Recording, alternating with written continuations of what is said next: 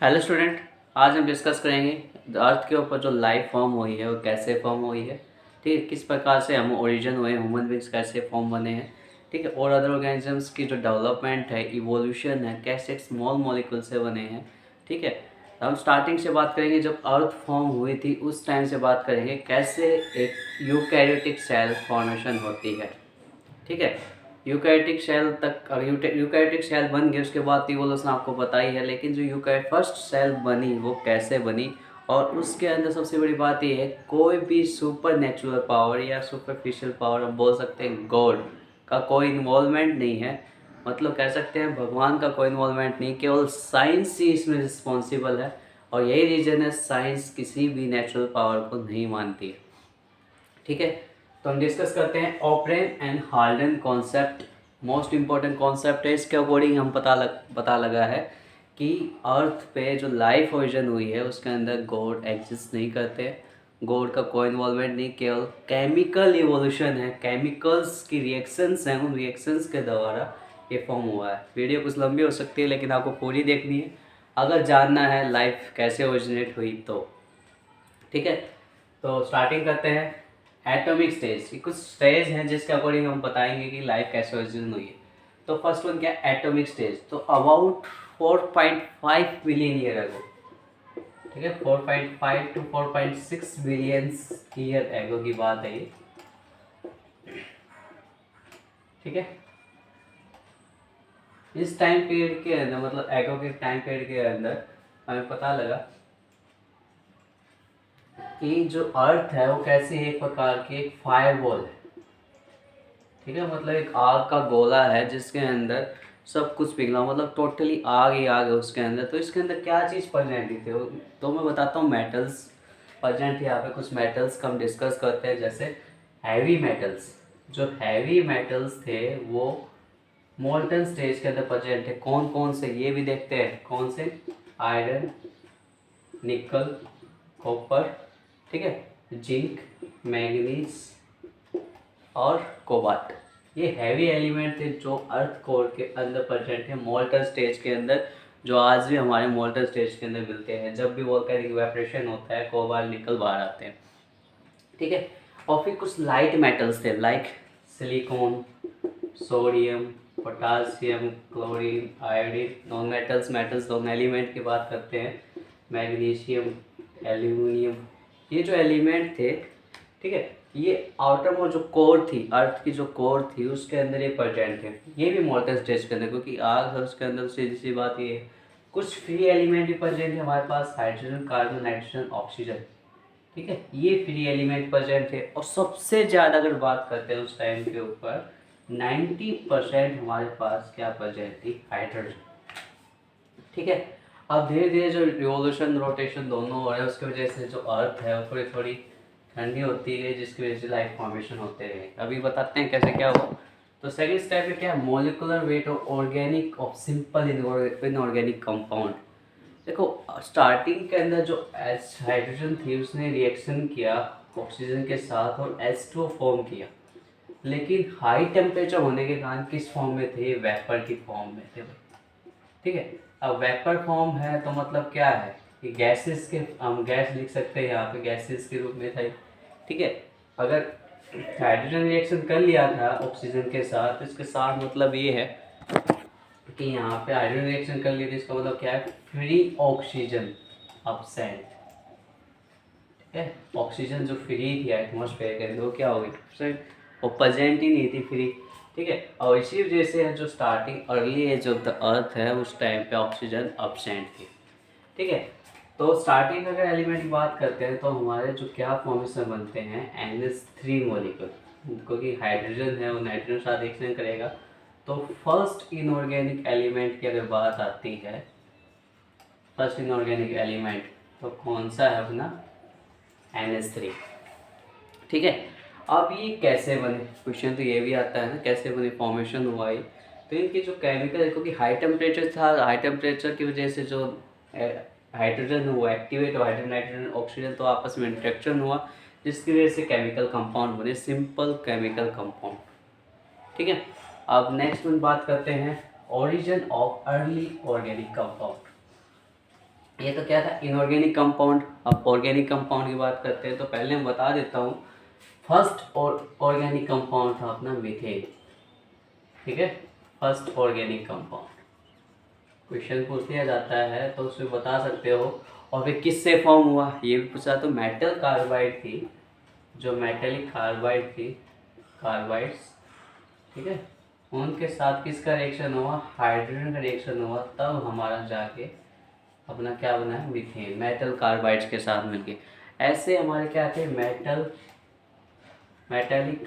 Nitride थे, उनके उनके साथ हाइड्रोजन मिलके क्या फॉर्मेशन हुआ, NH3 फॉर्मेशन हुआ।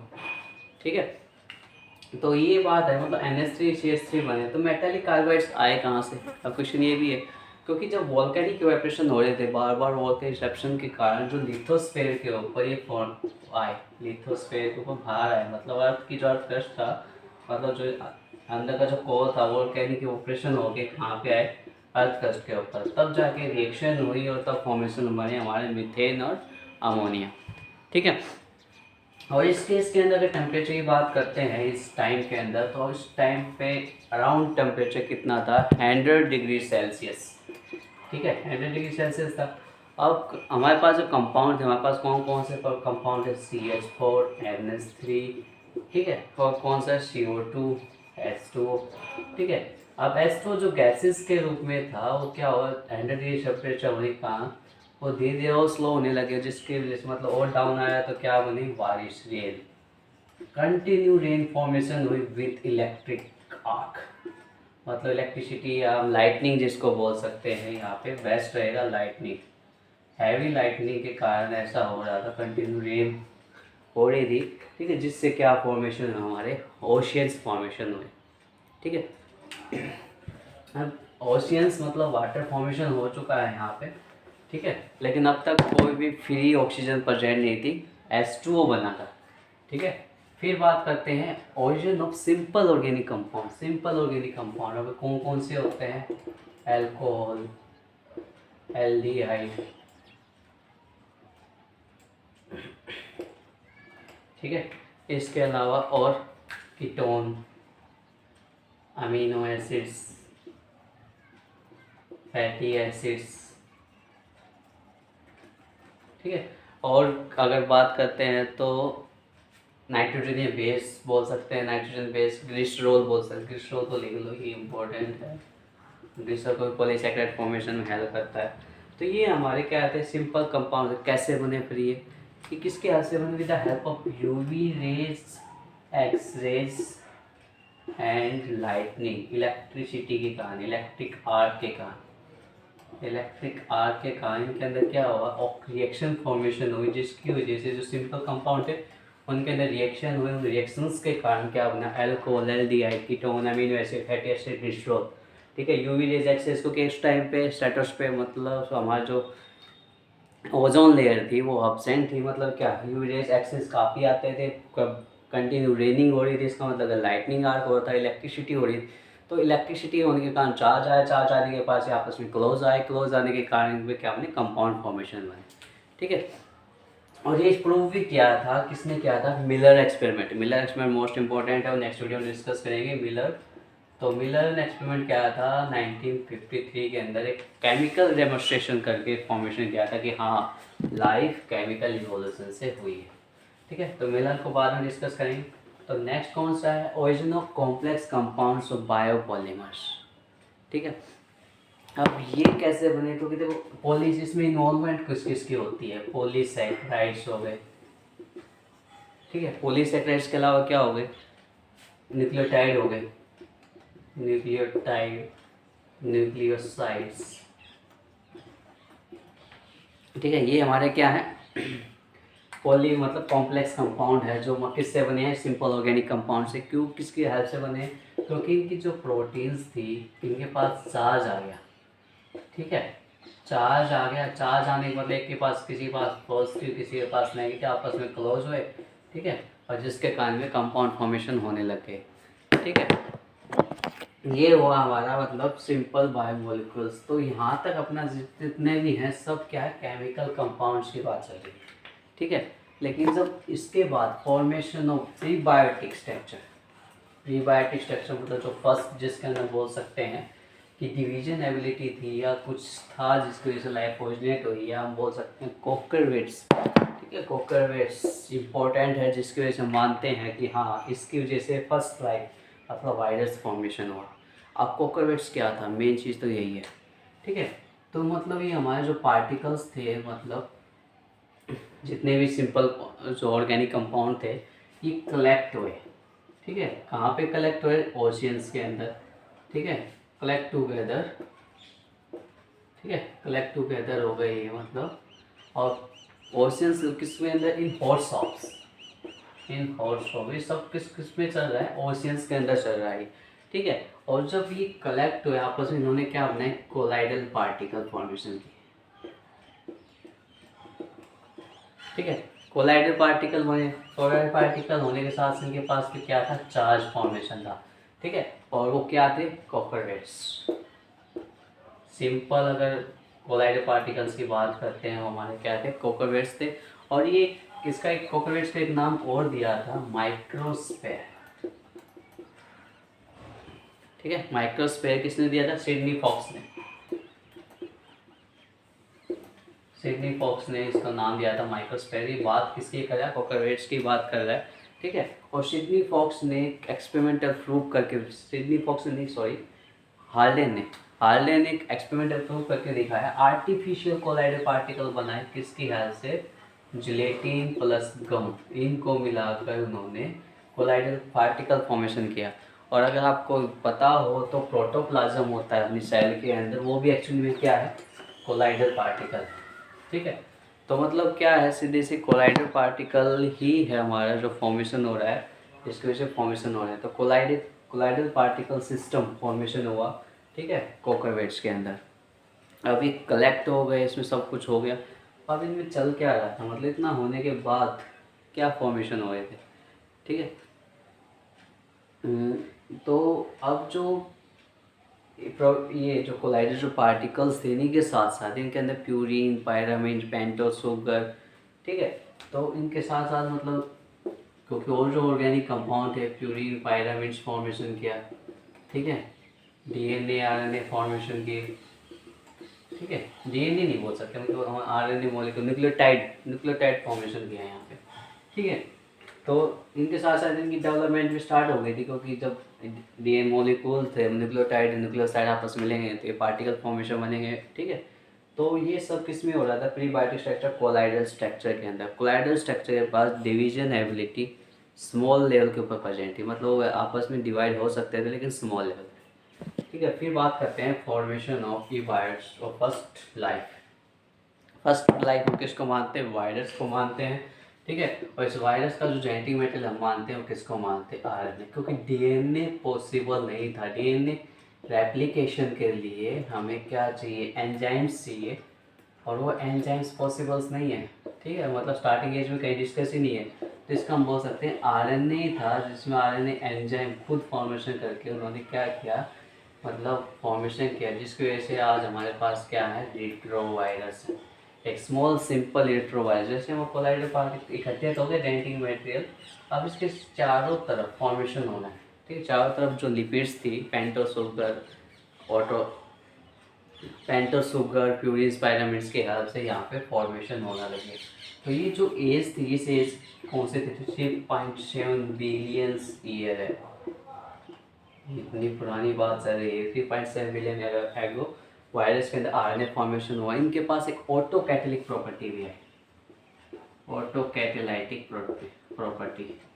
और इस प्रॉपर्टी के कारण ये डिवीजन कर सकते थे। जो आरएनए था इसका, वो आरएनए डिवाइड हो सकता था, सिंपली एक आरएनए से दो आरएनए फॉर्मेशन हो सकते थे। ठीक है, अब आरएनए फॉर्मेशन, आरएनए डिवाइड हो रहा है, इसका मतलब क्या है कि सेल भी डिवाइड हो जाएगी। ठीक है, तो मतलब बोल सकते हैं डिवीजन एबिलिटी यहाँ पे प्रेजेंट थी। कौन सा था मेन, पहले जेनेटिक मेटेरियल आरएनए, बाद में हमारा आरएनए से क्या बना है, डीएनए फॉर्मेशन बना। ठीक है, ये तो origin of life, origin of prokaryotic cells, मतलब आरएनए सेल पर फॉर्मेशन बनना, मतलब ओरिजिन ऑफ प्रोकैरियोटिक सेल का फॉर्मेशन बनना। ठीक है, अब इनके पास ऑटो कैटेलिक प्रॉपर्टी, मतलब ओरिजिन ऑफ ऑटोट्रॉपिक स्टेज, ये भी इम्पोर्टेंट है ऑटोट्रॉफिक स्टेज। इससे पहले एक क्वेश्चन पूछा गया था कि नीट के अंदर ओरिजिन ऑफ प्रोकैरियोट्स के अंदर जो सबसे पहला जो बैक्टीरिया मिला था कौन सा था? ईओबैक्टीरियम आइसोलेटम। कौन सा था? आइसोलेटम। ईओबैक्टीरियम आइसोलेटम जो फर्स्ट जो बैक्टीरिया मिला था, ठीक है, वो कौन सा था? ईओबैक्टीरियम आइसोलेटम था। ठीक है, तो ये जो बैक्टीरिया मिला है मतलब इसके पास जो एबिलिटी थी कैसी थी? हीटरोट्रोफिक इन नेचर था भाई, मतलब फर्मेंटेशन कर रहा था, हीटरोट्रोफिक इन नेचर था। ठीक है, इसके साथ साथ इसकी प्रॉपर्टी क्या थी? Anaerobic respiration. तो सीधी सी बात है उस टाइम तक ऑक्सीजन का तो कोई जिक्र ही नहीं था। ठीक है, ऑक्सीजन का कोई जिक्र नहीं था, ऑक्सीजन वहाँ पे बनी ही नहीं थी इतने टाइम तक। फ्री मोलिकुलर ऑक्सीजन, वैसे कंपाउंड है एस्ट्रो मोलिकुलर वेपर के फॉर्म के अंदर, लेकिन ये नहीं थे। फिर चलते हैं हम ओरिजिन ऑफ ऑटोट्रॉफिक स्टेट्स। अब लगातार फर्मेंटेशन करते रहे ओशंस के अंदर, जो केमिकल सब्सटेंसेस थे जिनकी हेल्प से वो फर्मेंटेशन करके फूड प्रिपरेशन कर रहे थे वो धीरे धीरे ख़त्म होने लगे। ठीक है, तो उनके वजह से ऑटोट्रॉफिक स्टेज आई, जो कौन कौन सी थी? कीमोट्रोपिज्म। कीमोट्रोपिज्म्स के अंदर क्या बात थी खास? कीमोसिंथेसिस। कीमोट्रोपिज्म हम बोल सकते हैं कीमोसिंथेसिस। इन्होंने क्या किया? कार्बन डाइऑक्साइड प्लस में हाइड्रोजन सल्फाइड को यूज किया विद फर्मेंटेशन हुआ इसके अंदर, ओशंस के अंदर हो रहा है सब। फर्मेंटेशन करके क्या फॉर्मेशन किया? इन्होंने ग्लूकोज मॉलिक्यूल फॉर्मेशन किया प्लस में H2O प्लस में सल्फर। ठीक है, केमिकल रिएक्शन अगर वही बैक्टीरियाज के अंदर हो रहा था सभी। ठीक है, फिर आते फोटोसिंथेसिस। फोटोसिंथेसिस के अंदर एक मॉलिक्यूल फॉर्मेशन पायरोन्स, ठीक है, प्रोपायरिन। फोटोसिंथेसिस प्रोसेस आ गया जिसके अंदर क्या यूज की? फर्मेंटेशन हुआ था, यहाँ पे क्या यूज की? सनलाइट यूज की। ठीक है, और यहाँ पे प्रोपायरोन्स प्रेजेंट था हमारा, प्रोपायरिन। ठीक है, और इसमें क्या यूज किया? CO2 प्लस में H2SC यूज किया, H2SC यूज किया, और फॉर्मेशन क्या हुआ ना? ग्लूकोज प्लस में H2 प्लस में सल्फर। मतलब यहाँ तक कोई भी डिस्कशन नहीं है किसका? ऑक्सीजन का। लेकिन जब फोटोसिंथेसिस होने लग गई तो प्रोपायरिन से मैग्नीशियम मॉलिक्यूल फॉर्मेशन हुआ, मैग्नीशियम इसके अंदर टेक पार्ट करने लग गया प्रोपायरिन, तो फर्स्ट जो क्लोरोफिल मॉलिक्यूल बना। ठीक है, एक्चुअली क्लोरोफिल के अंदर कई इवोल्यूशन हुआ है हमारे सेल के अंदर। जो माइटोकॉन्ड्रिया थी, माइटोकॉन्ड्रिया हमारा ऑर्गेन होता है, वो कन्वर्ट हुआ है क्लोरोप्लास्ट के अंदर। ठीक है, due to presence of chlorophyll. ठीक है, और क्लोरोफिल की हेल्प से, सनलाइट की हेल्प से क्या फॉर्मेशन ऑफ फोटोसिंथेसिस, और उस बैक्टीरिया का नाम क्या था? साइनोबैक्टीरिया। ठीक है, फर्स्ट फोटोसिंथेसिस बैक्टीरिया हम मानते हैं जिसने वाटर मॉलिक्यूल, देखो पहले फोटोसिंथेसिस H2S यूज किया जाता है, अब वाटर यूज कर रहे हैं, मतलब CO2 के साथ में H2O यूज किया उन्होंने। क्या फॉर्मेशन किया? ग्लूकोज प्लस में ऑक्सीजन। ठीक है, ऑक्सीजन फॉर्मेशन की किसने किया? ये साइनोबैक्टीरिया। ठीक है, अब साइनोबैक्टीरिया की अगर बात करते हैं, इसके फॉसिल्स की बात करते हैं। ठीक है, तो सबसे पहले मिला था 3.2 बिलियन ईयर एगो का। कहाँ मिला था? अफ्रीकन रॉक्स के अंदर मिला था। किसका फॉसिल मिला था? साइनोबैक्टीरिया का। ठीक है, और साइनोबैक्टीरिया, आर्कीबैक्टीरिया, दो बैक्टीरिया यहाँ पे इन्वॉल्व है। आर्कीबैक्टीरिया, एंसेंट बैक्टीरिया जिसको बोलते हैं, फॉसिल्स के रूप में मिले थे। ठीक है, आर्कीबैक्टीरिया तो फर्मेंटेशन करने वाला था, साइनोबैक्टीरिया हमारा फोटोसिंथेसिस करने वाला था। फर्मेंटेशन को भी होना बंद हो गया, केमिकल सब्सटेंसेस की कमी आ गई थी सेल्स के अंदर, इस वजह से बाद में चला था। और एक और अपना एक इम्पोर्टेंट है नीट के लिए खासकर, बीरबल साहनी इंस्टीट्यूट ऑफ पैलिएंटोलॉजी। पैलिएंटोलॉजी आपको पता ही होगा, स्टडी ऑफ फॉसिल फ्यूल्स। पैलिएंटोलॉजी कहाँ प्रेजेंट है? लखनऊ के अंदर प्रेजेंट है, मतलब इंडिया के अंदर। तो 2.9 बिलियन ईयर है वो पुराना, इन्होंने डिस्कवर किया था बैक्टीरिया को। कितना पुराना था? 2.9 बिलियन ईयर है वो। किसको किया था? साइनोबैक्टीरिया को। मतलब ये जो हिस्ट्री है लाइफ ओरिजिन की, जो ऑटोकैटालिक स्टेज है ऑक्सीजन की हिस्ट्री, मतलब बोल सकते हैं ऑक्सीजन कब इवॉल्व हुआ, अराउंड 2.9 मिलियन ईयर एगो या 3.2 मिलियन ईयर एगो, मतलब रफली अगर देखते हैं तो 3 billions year ago oxygen formation हुई। ठीक है, अब ऑक्सीजन फॉर्मेशन हुई, अब इससे क्या क्या फॉर्मेशन, ऑक्सीजन फॉर्म हो गई, अब ऑक्सीजन कलेक्टिवली फॉर्मेशन हो रही है, तो इससे क्या बना, ओजोन, ऑक्सीजन से क्या बनी हमारी, ठीक है, ओजोन बनना स्टार्ट हुआ।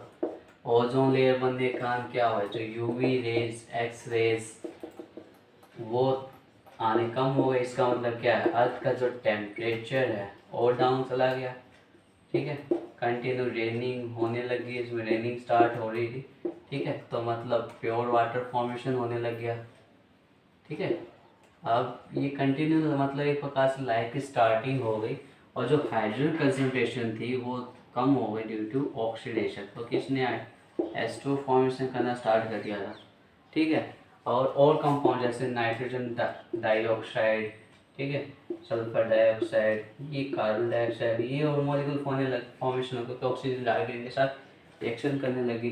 ठीक है, और यही रीजन हमारे जो यूकैरियोट सेल थी स्टार्टिंग के अंदर, उनकी हेल्प से ऑक्सीजन बना।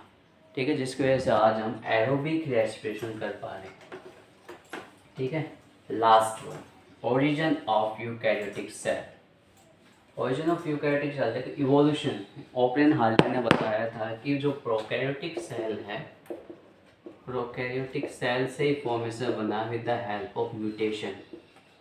ठीक है, म्यूटेशन, तो म्यूटेशन का आने ऐसा हुआ है, तो म्यूटेशन से ही हुआ है, लेकिन मार्गिलस 1.5 बिलियन ईयर अगली बात है, बिलियंस ईयर एगो। लेकिन जो मार्गिलस था, मार्गुलिलस, इन्होंने क्या बताया कि जो ये सब किसकी वजह से हो रहा है, serial symbiotic hypothesis, serial symbiotic hypothesis, मतलब इसमें जो बैक्टीरिया थे उनके अंदर सिम्बायोसिस अकर हुआ, सिम्बायोटिक, इसका एग्जांपल बेस्ट है साइनोबैक्टीरिया। ठीक है, blue green algae symbiotic association करती है फंगस के साथ, तब जाके फोटोसिंथेसिस हो पाता है। तो मतलब इसकी जो साइनोबैक्टीरिया जो एक्टिविटी, सिम्बायोटिक एक्टिविटी के कारण हमारे क्या फॉर्मेशन बनी है, यूकैरियोटिक सेल। ठीक है, तो सीधी सी बात ये है कि एक सिंपल मॉलिक्यूल्स मतलब HCNO से एक यूकैरियोटिक सेल बनी है। ठीक है, केमिकल इवोल्यूशन बाय एज मैं तुम्हें बता चुका हूँ, और इसमें कहीं भी मैं ये मानता हूँ गॉड की इन्वॉल्वमेंट नहीं है, सब क्या है, केमिकल इवोल्यूशन।